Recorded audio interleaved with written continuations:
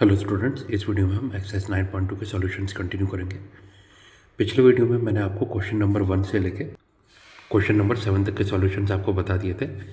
इस वीडियो में उसके आगे से कंटिन्यू करेंगे, यानी क्वेश्चन नंबर 8 से। तो चलिए शुरू करते हैं। Question number 8, the vertices of triangle P Q are P2,1, Q-2,3 and R4,5. Find the equation of the median through the vertex R. तो यह क्वेश्चन नंबर 8। देखिए, triangle P Q are given है जिसमें P2,1 है, Q-2,3 and R4,5। ठीक है, तो rough sketch बना दिया ट्राइंगल पी क्यू आर का। P2,1, Q-2,3 and R4,5। हमें क्या निकालना है? मीडियन निकालना है R से। ठीक है, तो हमने अज्यूम कर लिया, let the median through R intersect the side P Q at point A x0, y0। तो ए x0, y0 पे ये मीडियन पी क्यू साइड को इंटरसेक्ट कर रही है।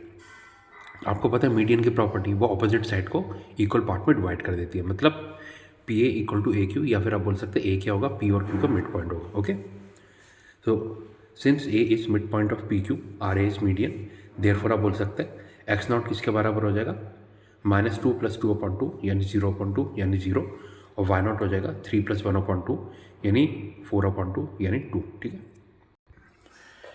इसका मतलब आप बोल सकते हैं ए के कोऑर्डिनेट्स क्या आ जाएंगे, 0,2। आर के कोऑर्डिनेट्स हमें गिवन है 4,5। ठीक है, तो यहाँ पे x1 = 0, x2 = 2, x2 = 4 and y2 = 5। Sorry, ये y1 है, x1 0 है, y1 2 है, x2 4 है, y2 5 है। ठीक है, अब लाइन की इक्वेशन आ जाएगी, कैसे लिखेंगे, y - y1 अपन x - x1 = y2 - y1 अपन x2 - x1, यानी y - 2 अपन x - 0 = 5 - 2/4 - 0।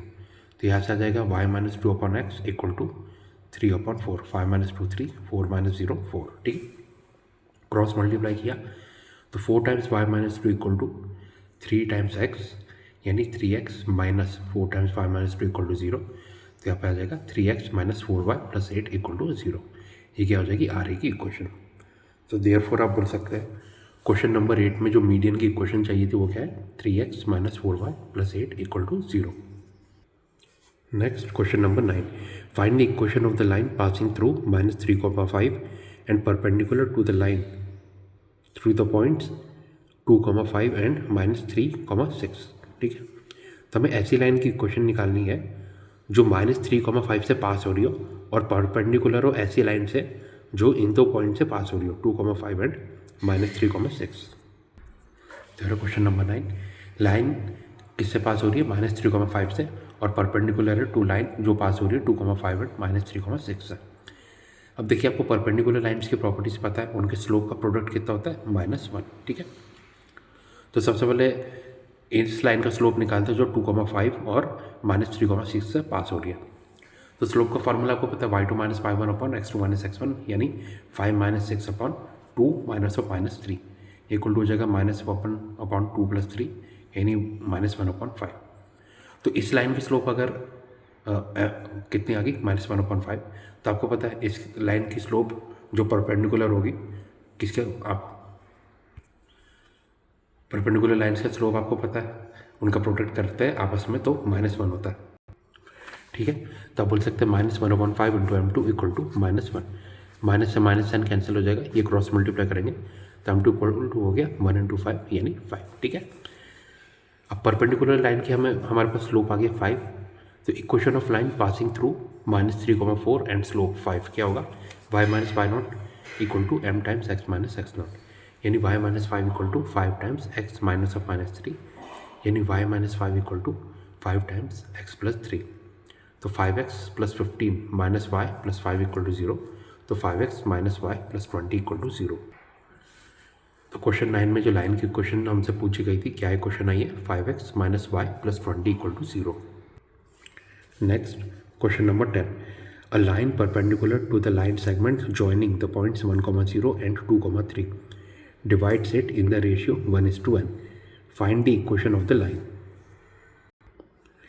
तो देखिए क्या बताया गया है, एक लाइन है perpendicular to the line segment. देखिए सबसे पहले तो लाइन सेगमेंट समझ लीजिए, इन दो पॉइंट्स को कनेक्ट कर रही है, और उस लाइन सेगमेंट से जो लाइन परपेंडिकुलर है, जब वो इस लाइन सेगमेंट को इंटरसेक्ट करती है तो जो पॉइंट ऑफ इंटरसेक्शन है वो इन दो पॉइंट्स को किस रेशियो में डिवाइड करता है, 1:n में। तो हमसे इक्वेशन ऑफ द लाइन पूछी गई है, मतलब ये जो लाइन है जो परपेंडिकुलर है लाइन सेगमेंट से, उसकी इक्वेशन पूछी गई है।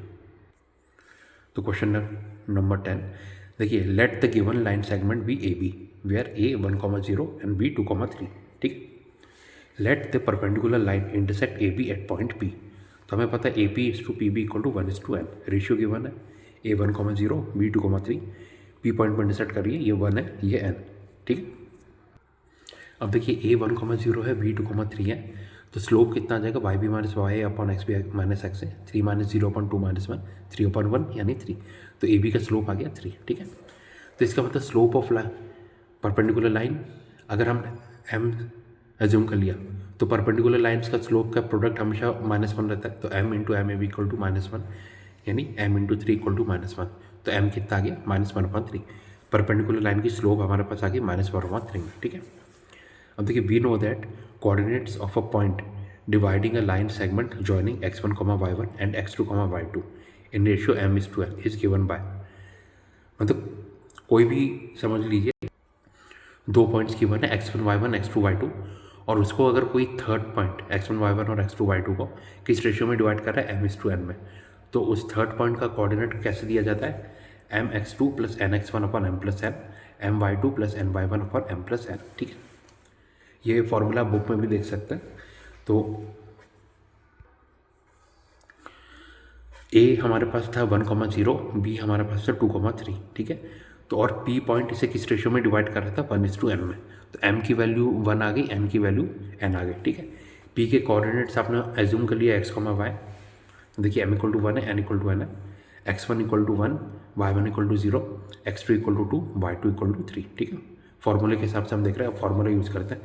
x कोऑर्डिनेट किसके बराबर हो जाएगा, mx2 + nx1 upon m+n equal to 1 × 2 + n × 1 upon 1+n। तो x कितना आ गया, n+2 upon n+1। Similarly y coordinate दिखते हैं my2 + ny1 अपॉन m+n यानी 1 × 3 + n × 0 upon 1+n। y coordinate आ गया 3 अपॉन n+1। तो p के कोऑर्डिनेट्स क्या आ गए, n+2 upon n+1, 3 upon n+1। ठीक है, देयरफॉर आप बोल सकते हैं equation of line passing through p with slope m = -1/3 is given by y -3 upon n+1 equal to -1/3 into x minus bracket में n+2 अपॉन n+1। तो ये हो जाएगा y -3 अपॉन n+1 प्लस ये यहाँ पे आके प्लस हो जाएगा 1/3 इंटू ब्रैकेट में x minus n+2 upon n+1 equal to 0, यानी n+1 टाइम्स y, ये डिनोमिनेटर कॉमन ले लिया। ठीक है, -3 upon n+1 equal to 1/3 times bracket में डिनोमिनेटर कॉमन ले लिया, n+1 times x minus bracket में n+2 upon n+3 equal to 0। तो इस बार क्या किया, ये n+1 और 3 डिनोमिनेटर कॉमन ले लिया, तो ये हो जाएगा 3 times n+1 plus into y minus 3 × 3 कितना होता है 9, प्लस देखते हैं n+1 यहाँ पे मल्टीप्लाई होगा, n+1 सॉरी ये मैंने गलत आपको बता दिया, ये हो जाएगा n+1 times y -3 upon n+1 plus 1/3 into bracket में n+1 times x minus bracket में n+2 अपॉन n+1। ठीक है, ये इक्वल टू 0। अब देखिए इनका भी डिनोमिनेटर कॉमन लेता है, यहाँ पे n+1 है, यहाँ पे 3 है और n+1 है, तो 3 यहाँ पे मल्टीप्लाई हो जाएगा 3 times n+1 into y minus 3 × 3 9 होता है, प्लस यहाँ पे तो और कुछ मल्टीप्लाई नहीं होगा क्योंकि यहाँ पे 3 था, n+1 था, यहाँ पे सिर्फ n+1 था। ठीक है, तो यहाँ पे आप इस ब्रैकेट को ओपन करेंगे, n+1 times x minus bracket क्या है n+2 अपॉन में क्या है डिनोमिनेटर में 3 times n+1, okay, equal to 0। And implies, देखिए इसको आप अरेंज करके आप लिख दिया n+1 times x plus 3 times n+1 into y minus 9 minus bracket में n+2 है equal to 0। So and implies आप बोल सकते हैं n+1 times x plus 3 times n+1 into y equal to, यहाँ पे ब्रैकेट ओपन कर दिया 9 + n+2। ठीक है, तो and applies n+1 into x plus 3 into bracket में n+1 into y equal to n+11। तो फाइनल इक्वेशन क्या आई हमारे पास लाइन की, n+1 into x plus 3 into bracket में n+1 into y equal to n+11। Okay, तो स्टूडेंट्स इस video में मैंने आपको क्वेश्चन नंबर 8, क्वेश्चन नंबर 9 और क्वेश्चन नंबर 10 के सॉल्यूशंस दे दिए। इसके आगे नेक्स्ट वीडियो में कंटिन्यू करेंगे, यानी क्वेश्चन नंबर 11 से। Okay, thank you.